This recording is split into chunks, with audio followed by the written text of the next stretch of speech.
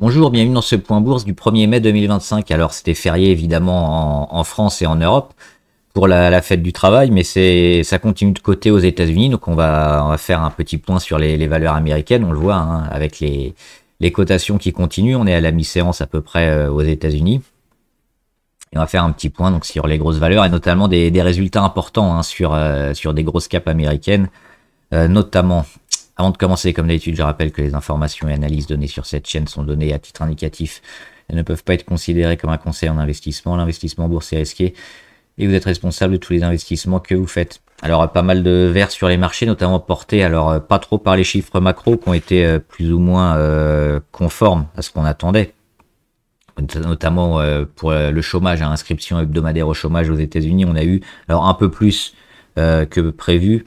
On prévoyait 224 000, on a eu 241 000, après les 222 000 de la semaine dernière. Donc on est toujours plutôt dans les mêmes eaux, même si on peut noter une petite augmentation hein, sur le chômage. Les PMI manufacturiers toujours aux États-Unis à 50,2 et les mêmes chiffres de l'ISM à 48,7. Donc on voit qu'on est toujours à la limite. Ça n'explose pas, mais bon, on a eu des mauvais chiffres, notamment sur le PIB hier sur les États-Unis. Donc on regardera notamment les gros chiffres macro pour voir s'il y a véritablement une forte décélération ou si ça tient un petit peu. Et donc les résultats sur les grosses, notamment Microsoft, Amazon, on va voir aussi Lilly, qui ont été plutôt appréciés, on le sait, hein, les technologies qui avaient un peu beaucoup perdu dernièrement. Il y avait le problème DeepSeek et puis après il y a eu aussi les investissements faits colossaux qui sont peut-être jugés un peu trop gros. Selon moi, pas que selon moi, c'est quand même quelque chose de nécessaire et d'important pour justement rester en tête hein, parmi les meilleurs pour gérer toute la suite de l'intelligence artificielle et ce qui va en découler. Et s'assurer hein, une position de leader. Et puis ça leur permet même, entre-temps, hein, avant d'atteindre le point où ils seront vraiment au top niveau IA, ça améliore aussi beaucoup de leur marge sur leurs produits, hein, comme Microsoft ou Alphabet pour la recherche publicitaire. Ils arrivent déjà en utilisant l'IA à générer et à cibler des marchés notamment qui leur permet d'améliorer leur marge et de gagner plus. Donc ils gagnent à la fois sur le voyage et certainement sur l'arrivée hein, quand l'IA sera enfin quelque chose de viable, parce que maintenant on en est qu'au début. Donc Microsoft a donné ses résultats et on va voir des bons résultats parce qu'on fait 70 milliards,1 en dollars hein, évidemment. On prévoyait 68,53 et on fait 70 points. Et puis, chose qui est quand même à noter, hein, on l'a dit dernièrement, le dernier trimestre 2024 était excellent pour beaucoup, était record pour beaucoup de valeurs, même de secteurs différents. Et on a attaqué le premier trimestre 2025 un peu moins bien, mais mieux que il y a un an. Et là, on voit que c'est même pas le cas sur Microsoft. C'est-à-dire qu'on continue. 50 milliards, 60 milliards, 69 milliards, et là, boum, 70 milliards. Et on prévoit encore plus de 72 milliards. Donc, on fait encore mieux que le premier trimestre 2024, et on fait surtout mieux que l'excellent dernier trimestre 2024. Donc, grosse performance de Microsoft. Il y a aussi le cloud qui a été très apprécié, notamment Microsoft Cloud, hein, qui a augmenté de 20 à 22%. On a le bénéfice par action qui monte à 3,46, on le voit sur ces derniers trimestres, c'est encore un bénéfice par action record. Donc tout est au vert hein, pour Microsoft, on l'a dit, c'est une des grosses qu'on suivait, mais même les autres, hein, et on va voir Meta Platform et autres, Alphabet aussi, sont probablement intéressantes. Mais là, les chiffres, ils sont super, ils sont mieux qu'attendus et mieux que le dernier trimestre 2024. Donc, belle surprise pour Microsoft, même si on pouvait s'en douter des bons chiffres, mais peut-être pas de l'amplitude et de cette importance-là. C'est pour ça qu'on a ouvert avec un gap énorme, hein, on le voit. Le gap ici, hop, plus 9% à l'ouverture. Là, on est à plus 8,5%. Et le gap monstrueux hein, entre quasiment toutes les moyennes, les plus longues notamment, hein, les plus courtes, elles sont en bas. Et puis surtout, oui, on casse le rebond technique. Hein. On était sur ce rebond technique 394. Et ce gap-là, il n'existe plus. Si, il existe encore. Ah, pour pas grand-chose. Hein. On va le noter. 439, on l'a frôlé. On va certainement aller le combler bientôt, mais on voit hein, que aujourd'hui, sur les résultats, qu'est-ce qu'on valide? On valide la confirmation de la fin de la baisse sur Microsoft et certainement la construction pour une dynamique toujours axée positive probablement sur le futur, avec notamment l'IA. Donc c'est un peu un déclencheur, je pense. On avait déjà Alphabet qui était pas mal, mais qui a eu un peu moins d'amplitude, on l'a vu avec les résultats qui étaient un peu moins bons, mais là aussi ça signe, je pense, la fin de la baisse sur Alphabet et un retour. Donc sur Microsoft, c'est encore beaucoup plus fort. Et on le voit, on revient sur les 428, une grosse zone. Résistance mars 2024, résistance mai 2024, cassure juin 2024. Et puis on l'a toujours un peu touché. Et puis c'était cette zone-là hein, dont on avait fait le gap au début de l'année. Et là on y revient. Donc très positif pour Microsoft, positif aussi pour les techs et positif pour par répercussion.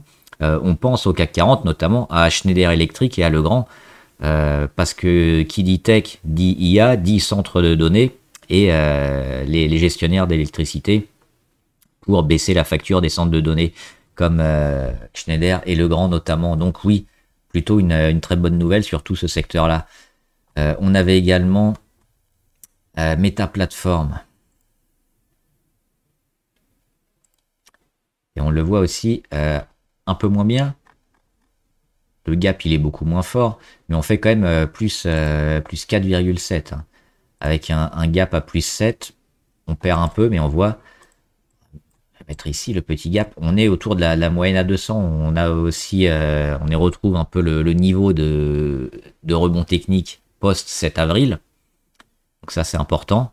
Et on voit par rapport forcément à Microsoft que c'est un peu moins fort, hein, parce que Microsoft elle a carrément défoncé son rebond technique, elle est au-dessus de toutes les moyennes. Mais là aussi, on a la tendance qui se met en place, la tendance positive après dans différents secteurs. Ce qui différencie, c'est justement les amplitudes.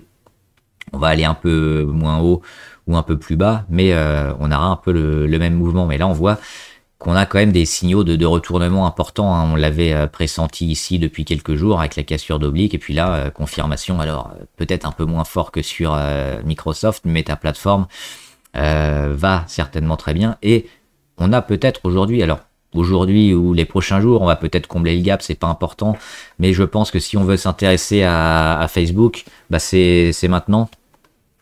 Parce qu'on a eu toute cette période de consolidation, de dégradation avec la peur sur les problèmes hein, avec DeepSeek, après la peur des problèmes un peu liés à Trump, et puis là on a le retour, on a les résultats, on va aller voir les résultats, et c'est plutôt acheté sur Meta Platform, là aussi 42 millions, et on le voit, là par rapport aux autres valeurs, on fait comme d'habitude, c'est-à-dire qu'on a le quatrième trimestre 2024, record à 48 milliards, et là on fait que 42. Alors c'est moins bien, mais c'est mieux que tous les autres trimestres. Ce qui explique hein, la baisse d'amplitude par rapport à Microsoft qui, elle, a surperformé. On vise aussi plus de 43 milliards 94 pour le prochain trimestre. Donc on est à 42,31 et on visait 41,48. Donc là aussi, on fait 2% de mieux. Et le bénéfice par action aussi hein, en hausse à 6,43 contre 5,24. Donc confirmation hein, sur Meta Platform. On aura certainement la fin de la baisse et donc une porte d'entrée. Alors plus ou moins court terme, oui, il faudra attendre éventuellement, mais moyen terme, je pense qu'on l'a aujourd'hui hein, avec cette grande baisse qu'on a eue pendant pas mal de temps finalement, quasiment 3 mois, hein, février, mars, avril, mai, presque 3 mois de conso et Meta Platform, il me semble intéressant, je pense, à prendre aujourd'hui ou les prochains jours, à voir éventuellement en très court terme pour voir si on va congestionner un peu éventuellement comme ça et si on ressort par le haut ou quelque chose approchant, on aura cette confirmation, mais là aussi on est plutôt favorable. Il y avait également Eli Lilly qui a donné ses résultats moins bien, gap baissier. Alors qu'est-ce qui s'est passé sur Eli Lilly que j'arrive jamais à prononcer. Hop.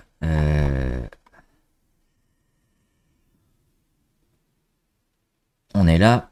On fait quasiment des résultats identiques. Hein. On espérait 12,72 et on fait 12,73. Bénéfice par action, petit peu plus bas, 3,34 contre 3,46. Finalement, c'est quand même des résultats plutôt encourageants, hein, parce qu'on voit, on avait une croissance énorme hein, sur Lily avec 7, 8, 9, 11, 13 milliards. Et là, on revient à 12. Mais vu la concurrence quand même qu'on a hein, avec Novo Nordisk entre autres et puis différents labos comme Roche et autres qui sortent petit à petit des thérapies un peu semblables au sémaglutide hein, qui vont baisser le poids d'une personne notamment, c'est plutôt encourageant. Et elle a encore pas mal de sorties de molécules, hein, de traitements qui devraient être approuvés cette année. Et par rapport à Novo Nordisk, hein, elle est, je pense, déjà en avance par rapport à son traitement de sémaglutide. Et elle a aussi toute la dimension oncologie et contre le cancer qui permet d'être un peu plus diversifiée. Donc c'est plutôt quand même intéressant. Je pense qu'on a surtout vendu les résultats. Aujourd'hui, on a vendu la nouvelle. Et que c'est pas forcément une mauvaise chose, hein, les résultats qu'on a eus. On attend un peu mieux, on attend un catalyseur, on attend une sortie de médicaments, on attend quelque chose de vraiment plus favorable sur Eli Lilly. Et on le voit avec notamment, et on va pouvoir peut-être faire ça hein, avec des plus hauts de plus en plus bas dans une forme de congestion moyen terme, duquel il faudra s'extraire, mais qui nous mettent quand même certainement à la fin d'année. Donc en court terme, on va peut-être un peu construire, pas forcément très intéressant, pas passionnant, à surveiller éventuellement en zone de gap, mais surtout les 722 qui sont rachetés constamment. Avril 2024, novembre 2024, janvier 2025, avril 2025, c'est racheté sur 722. Donc toute cette zone-là, il faut dézoomer un peu, je pense, sur Eli Lilly, qui a beaucoup moins perdu hein, que Novo Nordisk. On est finalement dans cette zone un peu d'accumulation. Et les prochains traitements et les prochaines ventes seront à surveiller. Plutôt neutre sur Eli Lilly, mais je pense que c'était un peu sévère les résultats. Mais si on revient sur les 720 et qu'on rebondit, hein, 740, ça mérite de s'acheter éventuellement pour jouer la suite. Maintenant, à court terme, je pense qu'il n'y a pas grand-chose à faire. On n'a pas de signal vraiment très fort intéressant. En profiter pendant que j'y pense. On voit Harmony Gold à -7 et Anico Eagle à -2. L'or qui consolide un petit peu, on va le voir.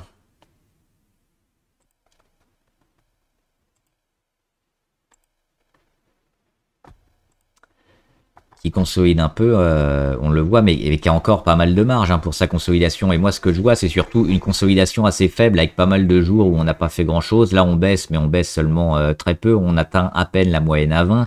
On est toujours largement haussier. C'est pas une consolidation très forte hein, où on prend des -3, -4 et puis rouge, rouge, rouge, rouge après jour. Non, donc ça me fait dire que pour moi la hausse de l'or, elle n'est pas encore terminée. On n'a pas signé la fin de la hausse. On est juste dans une période de conso et qui va continuer une fois qu'on aura fini cette petite conso. Donc, qu'est-ce qu'on peut jouer? Éventuellement les minières or et celles qu'on a notées ici.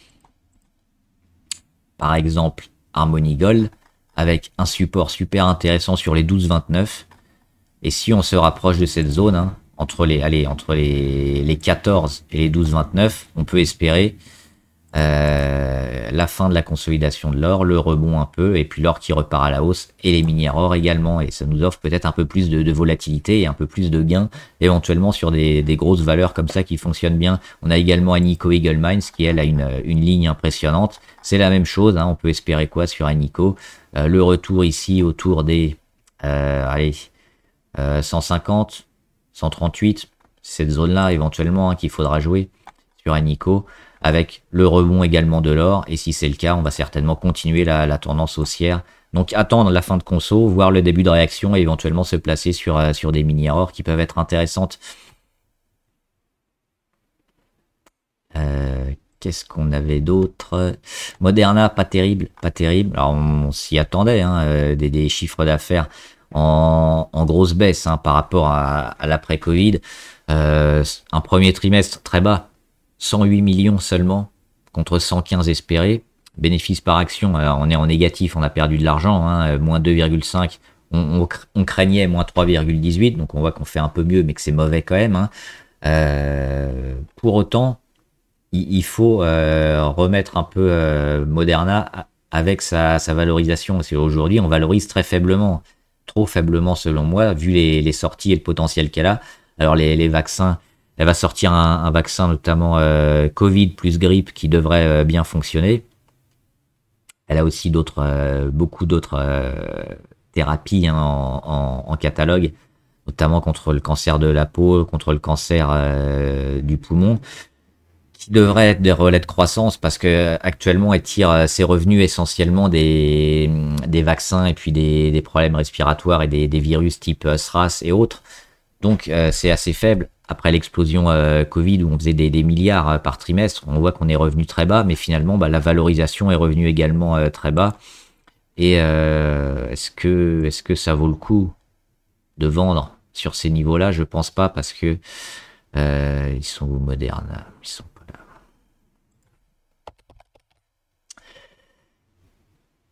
Parce qu'on est déjà, hein, sur des niveaux où on valorise à peine, hein, le niveau de l'entreprise, hein. On est revenu sur les niveaux d'avant Covid quasiment, juste avant l'explosion ici autour des 20.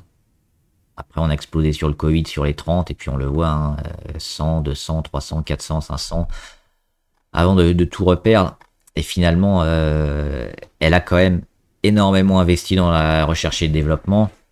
Alors aujourd'hui, oui, on valorise pas parce qu'il y a pas assez de visibilité, il n'y a pas assez de chiffre d'affaires, il n'y a pas assez de marge. Mais quand ça va revenir, on aura certainement une belle progression. Donc c'est toujours quelque chose à surveiller. Éviter de vendre quand même, je pense, hein, parce que ouais, sur ces niveaux-là, ça a aucun intérêt. On voit quand même des pics de volume. Pour moi, ça re-rentre un peu, ça se replace pour jouer le long terme, hein, sur ces niveaux-là, parce que c'est beaucoup trop faible. Donc, sur des bonnes nouvelles, sur des sorties de thérapie, sur un chiffre d'affaires qui explose, on aura certainement un rebond, un retour vers les 36 et peut-être une validation pour se renforcer. C'est ce que je ferai moi, hein, parce que je suis dessus, en grosse moins-value, mais j'ai toujours, hein, plutôt confiance sur cette valeur-là, sur le long terme, donc à surveiller. Mais le court terme, oui, est relativement moyen. On avait enfin, pour finir...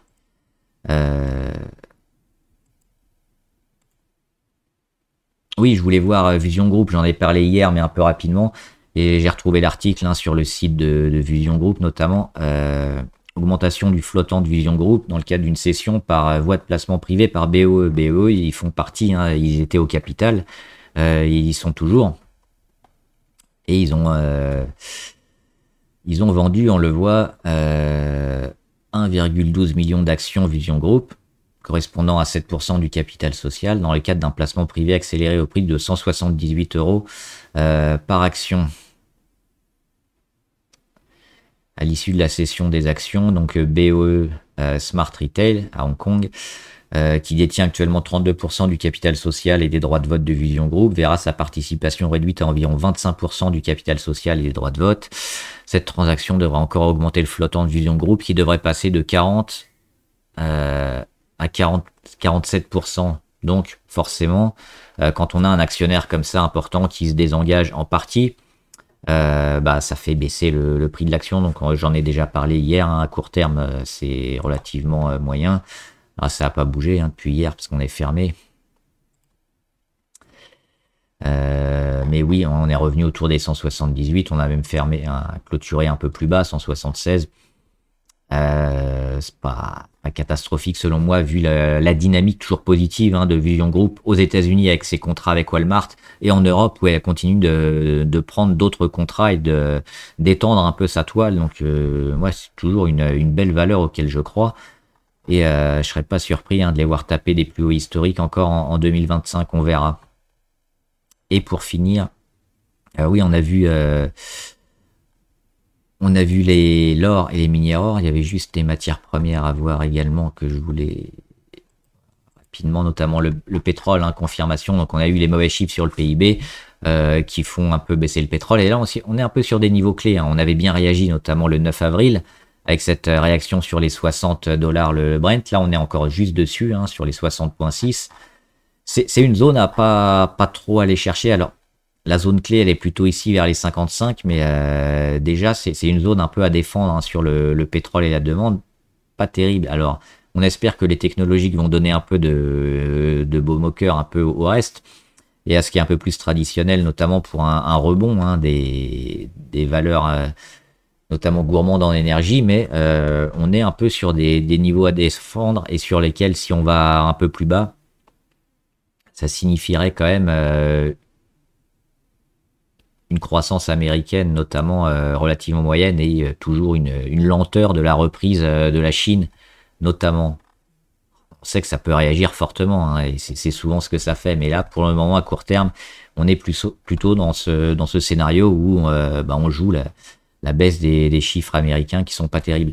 Et je voulais voir aussi le sucre, toujours baissier. Mais, on le voit, un baissier depuis novembre 2023, mais on a le beau support ici, hein.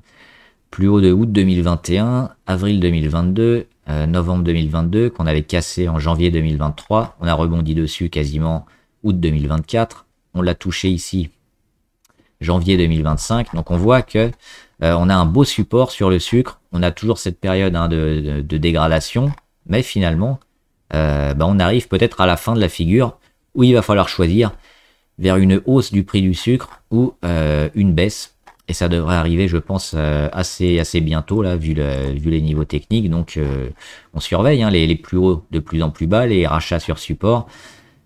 Et toute cette période-là, hein, qui devrait plus trop durer maintenant, éventuellement, hein, on le voit à fin d'année, mais généralement, on casse avant quand même. On va pas jusqu'au bout des figures et on choisit un sens avant. Donc, éventuellement, si vous voulez jouer le sucre, ça devrait peut-être donner un sens assez prochainement. Et j'avais une dernière valeur, il me semble. À voir.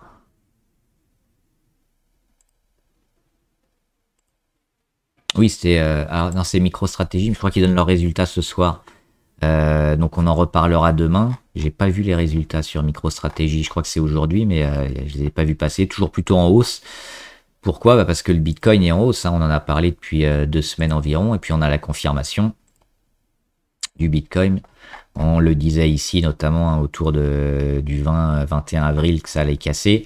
Ça a été fait, et là, ça continue, hein. Grosse journée, notamment le 21, grosse journée le 22. On accumule pendant plusieurs jours, et puis aujourd'hui, le 1er mai, on continue, hein, on tape les 96 000 sur le Bitcoin. Donc, on a la confirmation, hein, certainement d'une belle dynamique, et on voit qu'on n'est toujours pas au-dessus des 70 niveau RSI, donc on n'est même pas encore en surachat, donc il y a encore du potentiel, hein, pour enflammer le titre. Et le Bitcoin est coutumier, hein. Généralement quand il monte, il fait pas les choses à moitié et il prend des 3, 4, 5, 7% facilement, donc peut-être, hein, taper un nouveau record au-delà des 110 000 avant de consolider. C'est loin d'être impossible vu les niveaux techniques, vu la courbe et la dynamique qu'on a sur le Bitcoin. Donc toujours plutôt favorable, hein, sur cette valeur à moyen long terme, et à court terme, on l'a dit depuis le 19-20 avril environ. Voilà, j'espère que la vidéo vous a aidé. N'hésitez pas à me dire ce que vous en pensez, si vous suivez des valeurs en particulier. Si vous avez des questions, mettez-les en commentaire et j'y répondrai. Bon trade, à plus!